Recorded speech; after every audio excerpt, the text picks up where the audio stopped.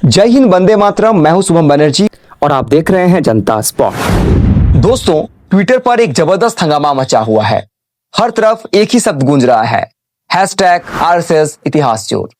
अब ये मामला क्या है, किसने क्या कर दिया और क्यों सोशल मीडिया पर लोग इसे आरएसएस और सरकार द्वारा हिस्ट्री बदलने की साजिश कह रहे हैं, चलिए कहानी को स्टेप बाय स्टेप समझते हैं।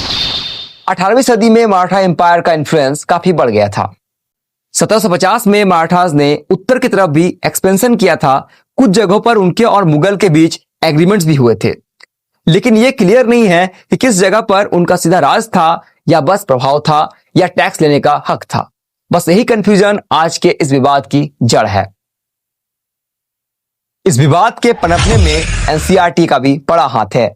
जी हां, एनसीईआरटी का नया मैप अब सिरदर्द बन चुका है।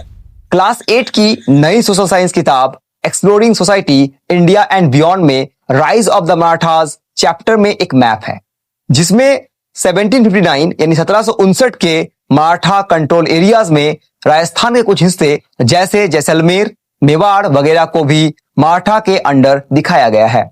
बस यहीं से विवाद शुरू होता है। जैसलमेर के रॉयल फैमिली के वारिस चैतन्य राज सिंह ने इस मैप को फैक्चुअली बेसलेस कहकर प्रोटेस्ट किया। बाकी राजपूत लीडर्स और ऑर्गेनाइजेशंस ने भी इसे इंसल्ट माना और ट्विटर से लेकर ग्राउंड पर प्रोटेस्ट शुरू हो गया। इस मामले में एनसीईआरटी की सफाई भी सामने आई है। मामला गरमाते ही एनसीईआरटी ने कहा कि वो एक्सपर्ट पैनल बनाकर इस मैप की रिव्यू करेगा और देखेगा कि सोर्स और फैक्ट्स सही है या नहीं। अगर हम इतिहासकारों की बात करें तो कुछ इतिहासकारों का कहना है कि यह मैप 1750 के कुछ एग्रीमेंट्स और रिकॉर्ड्स पर बेस्ड है, जिसमें मराठा का नॉर्थ में प्रभाव दिखाता है। उनका कहना है कि इससे पूरी तरह गलत कहना सही नहीं होगा, बस ये क्लैरिफाई होना चाहिए कि डायरेक्ट रूल था या फिर सिर्फ प्रभाव। राजपूत समाज के लिए यह सिर्फ एक मैप नहीं है, यह मैटर ऑफ प्राइड है। अगर स्कूल बुक्स में यह दिखा दिया जाए कि उनका इलाका किसी और के अंडर में था तो उन्हें इंसल्ट जैसा लगता है। राजस्थान में राजपूत कम्युनिटी पॉलिटिकली स्ट्रांग है। ऐसे केसेस को पार्टीज और लीडर्स तुरंत पिक कर लेते हैं।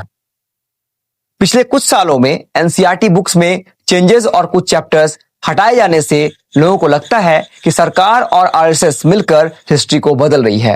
इसीलिए हैशटैग आरएसएस इतिहास चोर जैसे हैशटैग्स अब ट्रेंड करने लगे हैं।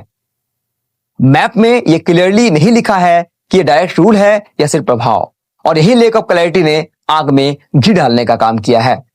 अगर हम इस विवाद के सॉल्यूशन की बात करें तो एनसीईआरटी को साफ साफ एक्सप्लेन करना चाहिए कि यह मैप किस सोर्स पर आधारित है और इसमें क्या दिखाया गया है।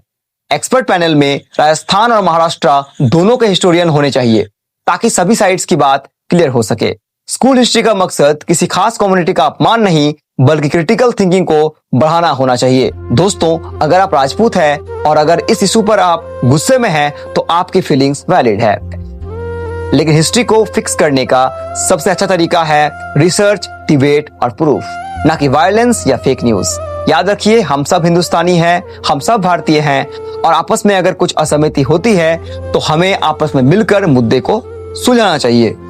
तो सवाल यही है कि यह मैप एनसीईआरटी की गलती है या फिर हिस्ट्री की जटिलता को समझाने की कोशिश।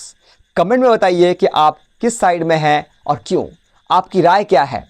अगर ये वीडियो आपको इन्फॉर्मेटिव लगा तो लाइक, शेयर और सब्सक्राइब जरूर करें ताकि फैक्ट्स पर बेस्ड डिबेट्स आगे बढ़ सके। चलिए मिलते हैं अगले वीडियो में, तब तक के लिए अपना ख्याल रखिए।